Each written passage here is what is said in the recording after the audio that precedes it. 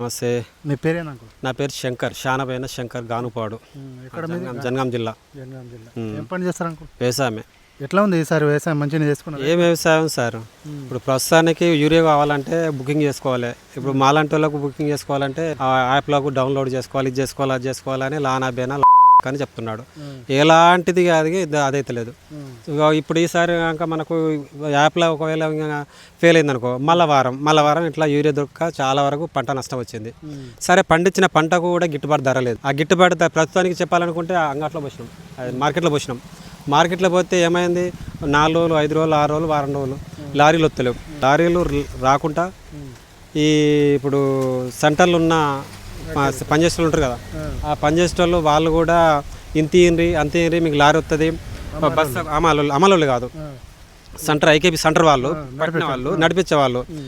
మొన్న మేము ప్రస్తుతానికి నాదే చెప్తున్నాం, ఒక 5,000కు మాట్లాడినాం, లారీ వస్తున్నారు. 5,000కు మాట్లాడినాక సరే రప్పినాక తర్వాత ఒక 2 రోజుల తర్వాత రాలేదు, మబ్బు పడ్డది, వానలు పడుతున్నాయి. 5,000కి రారంటే 6,000కి అన్నారు. సరే రప్పి అన్నాం, 6,000కైనా పర్లేదు రప్పి అంటే రాలేదు. ఆ రోజు కూడా రాలేదు. డైరెక్ట్ ఏడీటీకి నెంబర్కి ఫోన్ చేస్తే తమ్మికి ఇట్లా ఆర్టీఓ ఆఫీస్కి రా, అక్కడ లారీ ఇప్పిస్తా, అక్కడ ఆపుతారు, ఆర్టీఓ వాళ్ళు ఉంటారు, ఈ ట్రాఫిక్ పోలీసు ఉంటారు, ఎంఆర్ఓ ఉంటారు, వాళ్ళందరూ ఉంటారు, ఆపుతారనగానే పోయినాం, లారీ తీసుకొని వచ్చినాం. ఆ విధంగా ఏర్పడుతుంది. అంటే సరే, కొంతవరకు నేను బయట తిరుగుతా కాబట్టి నాకు కొంత అవగాహన తెలుసు కాబట్టి పోయి తీసుకున్నాను. ఇక ప్రస్తుతానికి అవగాహన లేని రైతులు మాత్రం చాలా ఇబ్బందులు పడుతున్నారు. అదొకటి. గతంలో ఉండే నాకు ఇంతగానే గతంలో ఏ నాలేదు ఇట్లా. ప్రస్తుతానికి కొట్టుకపోయినామంటే 3-4 రోజుల్లో పోయేది, డబ్బులు కూడా వెంటనే పడేది. సరే, ఇప్పుడు కూడా డబ్బులు కూడా పడుతున్నాయి. కాకపోతే పండించిన పంట మనం సేల్ చేయడానికి చాలా గగనం అయింది. పండించుడు ఒక 6 నెలలు అయితే ఈ పంట సేల్ చేయడానికి అంతకంటే ఎక్కువ కష్టంలో పడుతున్నాం. చాలా అదవుతుంది. ఇప్పుడు ప్రస్తుతానికి కరెంట్ పొద్దున 5 గంటలకి 6 గంటలకి ఇచ్చినట్టే మళ్ళీ సాయంత్రం 6 గంటల దాకా ఉంటుంది అన్నాడు. వాడు అట్లా కూడా ఉంటలేదు. 3 గంటలే సరిపోతుంది అని చెప్పేసి మొన్న ఒక రైతు అన్నాడు. 3 గంటలు ఏం సరిపోతుంది చెప్పు? ప్రస్తుతానికి చేయలేదు, తప్పు మాట అది. వాళ్ళకు ఉండొచ్చు 3 గంటల కరెంట్కి 10 SPL మోటారు, నీళ్లు అంగగా ఉండొచ్చు. మనకు నీళ్ళు లేవు, అనుకూలమైన కాలం లేదు. ఆ కొద్ది ఒప్ప నీళ్ళ కన్నా 24 గంటలు వాడితే కొంత అది ఉంటుంది. సరే, 24 గంటలు కాకుండా మినిమం 12 గంటలైనా కరెంట్ ఉండాలి. 12 గంటల కరెంట్ ఉన్నదంటే దానికి ఏదైనా మనం సరి చేసుకోవచ్చు. అది. సో ఎట్లా ఉంది ఇప్పుడు రేవంత్ రెడ్డి పరిపాలన? రేవంత్ రెడ్డి పరిపాలన ఎలాంటి ప్రతి ఒక్కటి, ఇది ఒక్కటే కాదు, ఇంకా కరువు పనికి పడిపోతున్నాం. ఇప్పుడు నాకు ప్రస్తుతానికి ఎంటికలు ఉన్నప్పుడు ఇప్పుడు ఎంటికలు లేవు. ఈ ఎంటికలు కావాలంటే వాడు ఫోటో కొట్టుకోవాలంటే బూడిది మొత్తం మన బూడిది లెక్క పూసుకుంటాను. ఇప్పుడు అడిగి పోయి చూసినాను. ఇప్పుడు మన సెల్లలో వాట్సాప్లో కూడా వచ్చింది, ఇట్లా బూడిది లెక్క మొత్తం పూసుకుంటేనే ఫోటో పడుతుంది అక్కడ. వాడు పని చేసినా కూడా వానికి ఆ డబ్బులు పడతలేవు, వాని అకౌంట్లో పడతలేవు. ఇప్పుడు ప్రస్తుతానికి ఆడో గుట్టకో లేకపోతే తల్లి చచ్చిపోయో గుండెకి ఎక్కించుకున్నానుకో, ఆ ఎంటికలు లేకపోతే కూడా ఒక ఆడమే ఎంటికలు ఇక్కడ పెట్టి వాడు ఫోటో తీస్తే అప్పుడు సేవ్ చేసుకుంటుంది కంప్యూటర్. అట్లాంటి పరిస్థితి వచ్చింది. అది వరకు ఎలాంటిది కాదు, ఇట్లా మనం పోయినామా హాజరేసుకున్నామా వచ్చినామా అన్నట్టుండే. సరే, ఎవడైనా దోపిడీ చేస్తుండు, ఇప్పుడు ఏది ఫీల్డ్ అసిస్టెంట్ అది అనుకో, దానికి ఇంకో విధానంగా పెట్టాను. కానీ ఈ ఫోటోలు కొట్టుడు, కళ్ళు మిల్క్ అనడు, అవన్నీ అస్సలు వేస్ట్. అవన్నీ ఒక్కటి చేసింది ఒకటి ఏంటంటే, మంచి పని ఒకటి చేసిందంటే రైతుల రుణమాఫీ అనేది ఇంట్లో ఇద్దరు అనుకో, సరే మా భార్యకు ఉంది, నాకుంది, నాకు మా భార్యకు మాపైంది, నాకు కాలేదు, అది పర్వాలేదు, అట్లా పర్వాలేదు. అదొక్కటి మాత్రం చేసిండు. కేసీఆర్ ప్రభుత్వంలో అలా చేయలే. కేసీఆర్ ప్రభుత్వంలో సరే ఆయన రుణమాఫీ చేయలే, ఒక 10-20 తగ్గించుకొని వచ్చిండు. ఆయన కాకుండా ఈయన చేసింది ఇది ఒక్కటి మాత్రం తప్ప ఏ పని అదిగలేదు ప్రస్తుతానికి అయితే. మంచిగా బహిరంగ సభలు పెడుతుండే, వరుసగా 15 రోజులు బహిరంగ సభ పెట్టి మేము మంచిగానే పరిపాలనిస్తున్నాం, బాగానే అభివృద్ధి చేస్తున్నాం అని చెప్పేసి రేవంత్ రెడ్డి అంటారు. మీరేమో ఇట్లా అంటారు. అభివృద్ధి ఏం కాలేదు. అభివృద్ధి ఎలాంటిది కాలేదు. వాడు ఏంటిది, ప్రభుత్వం బస్ అని పెట్టిండు, ఫ్రీ బస్ అని పెట్టిండు. ఫ్రీ బస్ ఎవరికి వర్తిస్తుంది? గవర్నమెంట్ ఎంప్లాయీస్కి వస్తుంది. ఫ్రీ బస్ అంటే ఇప్పుడు విచ్చలవిడిగా తిరిగి ఆడలకు పనిచేస్తుంది. అది ఓ అనుకూలమైన పని వాళ్ళకైతే కాదు. ఆ విచ్చలవిడిగా ఇప్పుడు ప్రస్తుతానికి ఫ్రీ బస్ పెట్టిర్రు, ఓరి మన ఇంటికాడ పని పాటిసిపెట్టి ఇటురుకుడు అటురుకుడు కొంతమంది ఆడవాళ్ళు జనరల్గా ఇట్లా ఇండ్లలో కూడా కొన్ని లొల్లులు జరిగిన సమస్యలు ఉన్నాయి. నేను ప్రస్తుతానికి పుట్టి పెరిగిన కాంచెల్లి నాకు ఇప్పుడు 18 సంవత్సరాలకు ఓటు హక్కు వచ్చింది. ఇంతవరకు కాంగ్రెస్కి వేయలే ఓటు. ఇప్పుడు మొన్నసారి కాంగ్రెస్కి వేసిన ఓటు మార్పు కోసం, ఏదో చేయి మార్పిడి అయితే కొంచెం ఒక విధంగా ఉంటుంది అన్నట్టు మార్పు కోసం వేసినాం. కానీ ఎలాంటి రెస్పెక్ట్ లేదు, ఎలాంటిది అదిగలేదు. ఇప్పుడు ప్రభుత్వం ఈసారి వచ్చిందా, ఒక 30 ఏళ్ళ దాకా వస్తే సేవ కోయించుకుంటా, మళ్ళీ ఒక 30 ఏళ్ళ దాకా కూడా ప్రభుత్వం వస్తే, కాంగ్రెస్ ప్రభుత్వం వస్తే. ఎందుకు అంకుల్ మంచిగా 6 గ్యారెంటీలు అమలు చేస్తారు. ఏం సన్నబియ్యం చేసింది? ఇక సన్నబియ్యం ఏమో ఫ్రీ బస్ పెడుతున్నాడు. ఫ్రీ బస్సు ఏం చేసింది? ఫ్రీ బస్ పెట్టి ఎవరికి అదైతే ఉన్నాడు? ఉన్న ఆడలో విచ్చలవిడిగా చేసుకుంటారు తప్ప ఏం లేదన్న. గవర్నమెంట్ ఎంప్లాయీస్కి పనిచేస్తుంది. ప్రస్తుతానికి ఎంప్లాయీస్ మాత్రం అనుకూలంగా చూసుకుంటాడు. ఏ ఎంప్లాయీస్ రోడ్డు మీకు రాలే. రైతు మాత్రం రోడ్డు మీకు వచ్చి అవి గోలిస్తాడు. ప్రతి ఒక్క సమస్యలో రైతుకు చాలా అంటే చాలా తీవ్రంగా ఏర్పడుతుంది. ఒడ్లు కొనుగోలు అయితే నేను 30 ఏళ్ళ నుంచి ఒడ్లు పండేబట్టి కొనుగోలు అయితే ఇంత దౌర్జన్యంగా ఇంత అదిగా అయితే నిన్నలేదు. సెంటర్ వాళ్ళు ఐకేపీ సెంటర్ వాళ్ళు బతుండ్రు, మిల్లు బతుండ్రు. ఒక 100 బస్తాలు కొట్టుకపోతే వాళ్ళకి 10-12 బస్తాలు కట్ చేసుకుంటాడు. కటింగ్ అవుతుంది, ఖచ్చితంగా కటింగ్ అవుతుంది. 10-12 బస్తాలు ఖచ్చితంగా కటింగ్ అవుతుంది. 10-12 బస్తాలు ఎందుకు అంటే మీకు ఇంట్లో తాలు ఉంది, ఇంట్లో ఈ విధంగా ఉంది, ఇంట్లో ఈ విధంగా ఉంది అని చెప్పడం. సరిగా ఇప్పుడు సచిన పిన్నిగా ఆనందం అన్నట్టు మిల్లు పోయినామంటే సరే అయ్యా నీ దండం పెడతా కాలు మొక్తా ఏదో విధంగా తీసుకోపో ఇది కానీ అని ఆవిడ కొట్టుకొని వస్తున్నాడు. ఇంటికి వచ్చి లాభో దీపం మొత్తుకుంటాను పిల్లలు ఏం లాభం. ఇప్పుడు ఆంటీ ఉందిగా, ఆంటీ ఉన్న సంఘంలో ఉందా? సంఘంలో ఉన్నారా? నిన్న మహాశక్తి కింద అని చెప్పు ఫ్రీ బస్సులు ఇప్పించు అంటే మహిళలతో బస్సులు పెట్టించాడు. మా ఆంటీ ఉన్నదా దాంట్లో సంఘంలో అంటే ఇప్పుడు మహిళా సంఘం డాక్టర్ గ్రూప్ ఇవి ఉన్నాయి కానీ ఈ ఫ్రీ బస్సులు అలాంటి వాళ్ళతో బస్సులు పెట్టిస్తా, బంకులు పెట్టిస్తా, రైస్ మిల్లు పెట్టిస్తా ఏమో ఏదిగా మనకు అంతవరకు అయితే ఏది లేదు. అంటే ప్రస్తుతానికి తెలిసిందని చెప్పాలి, తెలియని చెప్పాలి. ప్రస్తుతానికి అయితే ఇప్పుడు నీ ద్వారానే వింటున్నా. సరే పెడుతుండొచ్చు, ఏం పెడుతుండో ఏం చెప్తున్నా కానీ మనకైతే అవైతే అది కాలేదు. ప్రస్తుతానికైతే ఈ డిఏపి కానీ ఇప్పుడు మన కొత్తగా ఇచ్చారు. ఇప్పుడు ఏది ఒక ఫర్టిలైజర్ షాప్లా ప్రతి ఒక్క దానికి రేట్లు పెరిగినాయని ఒక మ్యాప్ ఇచ్చిండు. డిఏపి 2400 అట. 2020 మామూలుగా 2020 1600 దొరికేది, 22,000 చిల్లర పడ్డది అది. ఇవన్నీ ప్రతి ఒక్క దానికి రేటు పెంచారు. కానీ వడ్లకు మాత్రం అప్పట్లో ఉన్న రేటే ఇప్పటిదాకా, కేసీఆర్ ఉన్న ప్రభుత్వంలో ఉన్న రేటే ఇప్పటిదాకా. అదే మరి పిండి సంచులు మాత్రం రేటు టూ మచ్ పెరిగినాయి. దానికి ఎవరు అడుగుతలేరు, ఎవరు అదైతలేరు.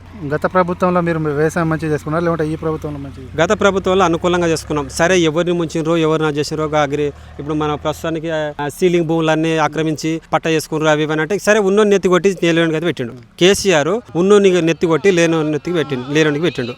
ప్రస్తుతానికి ఒక రూపాయికి అమ్ముకున్నాడు. అక్కడ రూపాయికి అమ్ముకుంటే ఆయన పావులంత తిన్నా కూడా పావులంత మాత్రం ప్రజలకు బెత్తనం పెట్టిండు. పావులంతా మాత్రం ఖచ్చితంగా ప్రజలకు పెట్టిండు. అది ఇప్పుడు లేనునికి ఏమనిపిస్తే వాడు ఎక్కడున్నా ఏమున్నా ఏం తిన్నా కూడా అరే మా కేసీఆర్ నాకు పెట్టిండ్రా, నాకు పర్వాలేదు, ఈ ప్రభుత్వం పర్వాలేదు అని. అది ఎక్కడ ఏం దోపిడీ చేస్తుండో ఎక్కడ ఇప్పుడు సిటీలో ప్రతి ఒక్క దానిలో చేయబెట్టిండు ఆయన. ఏది ఉస్మాన్ సాగర్ అంటే అవట చాలా వరకు సిటీ లోపల అమ్ముకుండా లేకపోతే కబ్జా చేసిండ్రా ఏం చేసిండ్రు. అట్లా వచ్చిన డబ్బులు కనీసానికి ప్రస్తుతానికి రైతులకు ఒక పావులంతో పరకొంత పెట్టిండు. అది మాత్రం వాస్తవం. రైతుల కోసం కేసీఆర్ ఏమో పథకాలు పెట్టిండు. రేవంత్ రెడ్డి ఏమైనా పథకాలు పెట్టిండు?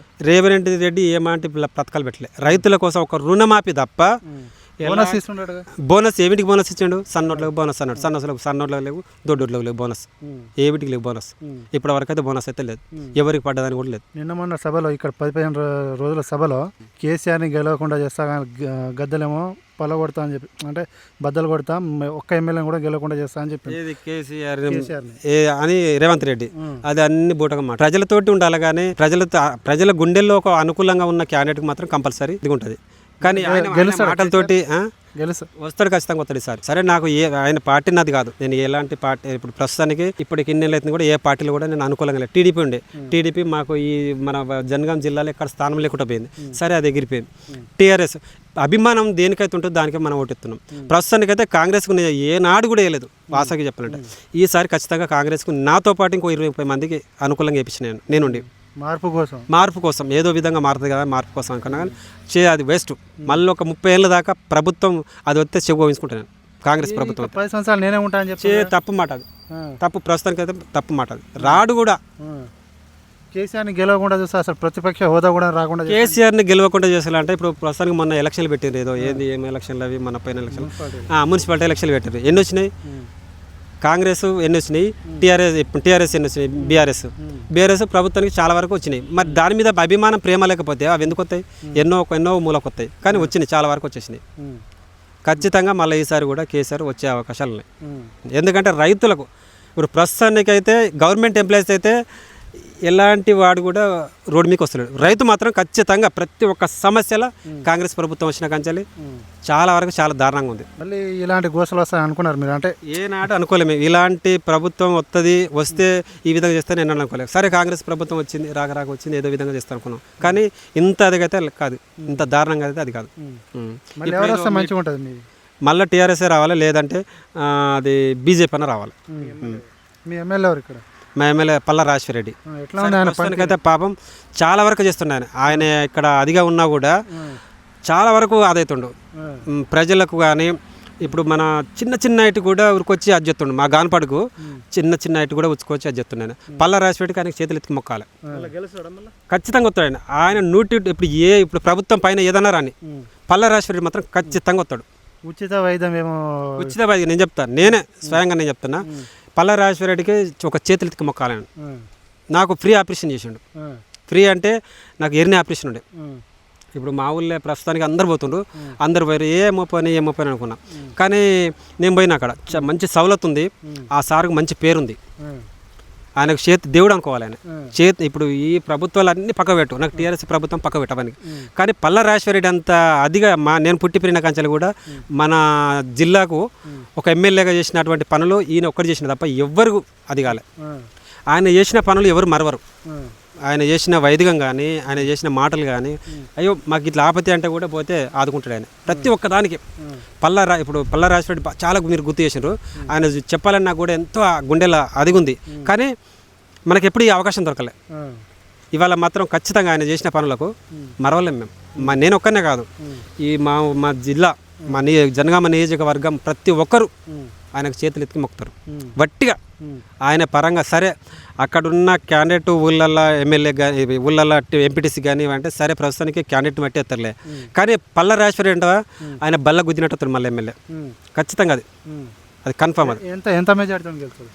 100కి 100 వాళ్ళు ఏమున్నా 10-15 తప్ప 100కి 100 వాళ్ళు ఖచ్చితంగా వస్తాడు. ఆయన చాలా ఫుల్ మెజారిటీతో వస్తాడు. ఆయనకు ఎవరు పోటీకి నిలబడ్డా ఇంటికి 4,000 ఇచ్చాక 5,000 ఇచ్చినా కూడా ఎవరు రారు. ఆయన ఏది ఇయ్యని ఇవ్వకపోయి ఆయన మాట అట్లుంటుంది, ఆయన చేతలు అట్లున్నాయి, ఆయన పనులు కూడా అట్లున్నాయి. మీ కూడా ఇక ఆపద ఉంటే వస్తాడు మంచి. ప్రతి ఒక్క దానికి ఆపద అయినా సంపద అయినా మంచి అయినా చెడు అయినా ఖచ్చితంగా వస్తాడు. పల్ల రాజశేఖర రెడ్డి అంత అదిగా నేను ఏ క్యాండిడేట్ను చూడలే. ఎవరిని మనకు కంటిన్యూగా ఒక లైవ్లో చూసినాం మనం. ప్రతి ఒక్క సమస్యకు మా గానపాడు ఒకటే కాదు, జనగామ నియోజకవర్గం ఎక్కడి వరకు ఉందో అక్కడి వరకు ప్రతి ఒక్కరు గుండెలో ఉన్నాడు ఆయన. ప్రతి ఒక్కరు ఆయనతో లబ్ధి పొందిరు, ఆయన సాయం లబ్ధి పొందిరు ప్రతి ఒక్కరు. గవర్నర్ ఎందుకు నేను బయటకు పోతే నాకు ₹1,00,000 నేను చేసుకున్న ఆపరేషన్కు ఎర్నీ ఆపరేషన్ ఇక్కడ బొత్తకు చేరిండ్రు. ₹1,00,000 అందులో ఒక ₹10 తీసుకోకుండా పనులు మొత్తం మందులతో సహా ఇచ్చేసిన వాళ్ళు. ఆయనకు చేతులకి మొక్కాలి. అదిగా చూసుకుంటాం. హాస్పిటల్లో కూడా ఎంత నీట్గా అంటే అంత నీట్గా ఉంది. ఖాళీ ఆధార్ కార్డు చూపెడితే, ఆధార్ కార్డు ఓటీడీ కార్డు 2 చూస్తే చాలు. ఇక నీకు 1,00,000 కానీ 2,00,000 కానీ అలానే అన్నీ అయిపోతాయి. అందులో ఉన్న డాక్టర్లు కూడా ఎంత పెట్టిండో, ఆయన ఎంత ఖర్చు పెట్టుకుంటున్నా కానీ ఎంత నిమ్మలంగా అంటే అంత నిమ్మలంగా, ఎంత సున్నితంగా అంటే అంత సున్నితంగా. ఆయనకు తెల్లారి లేతే ఇట్లా చేతులకి మొక్కాలి పల్ల రాజశేఖర రెడ్డికి. ఆయన సరే ఈ పార్టీ నుంచి కాకపోయినా ఇంకే పార్టీలకు పోని ఆయనకు మాత్రం అభిమానం ఉంది, ప్రతి ఒక్క గుండెల్లో ఉన్నాడు. ఏ పార్టీ మారినా కూడా మళ్ళీ ఖచ్చితంగా గెలిపించుకుంటాం ఆయన. ఎమ్మెల్యే ఖచ్చితంగా ఆయన.